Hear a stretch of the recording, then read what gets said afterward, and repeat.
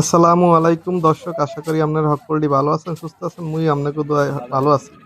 তো কি হয়েছে জানেন, মুই গেছিলাম একটু জালমুড়ি খেতে, কিন্তু হিয়া যাই দেখি কি হুদা জালমুড়ি না, হে কিন্তু রসুন দিয়ে জালমুড়ি বানায়।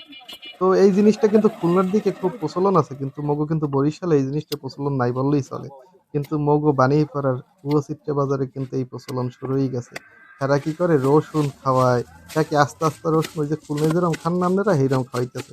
তো মাশাল্লাহ, সে কিন্তু খুব মশলাপাতি দিয়ে জালমুড়ি গুলা বানাইছিল, এবং জালমুড়ি গুলা দেখতেও কিন্তু সেই হয়েছিল। আর খাইতে খাইতে কি টেস্ট হয়েছে না হয়েছে, সেটা তো আপনাকে জানাইতেছে একটু পরেই। আর এই যে দেখতে আছেন রসুন, রসুন কিন্তু দরজা লাইছে, আর এই রসুন কিন্তু দিতে আছে। দেখছেন আস্তে আস্তে রসুন, কিন্তু ইয়া কিন্তু এককালে নরম মোলায়েম, খাইতে হেব্বি টেস্ট হয়েছে। তো সবাই ভালো থাকবেন, সুস্থ থাকবেন, চ্যানেলটা সাবস্ক্রাইব করবেন। কেমন লাগে জুল? টেস্ট হয়েছে নাকি?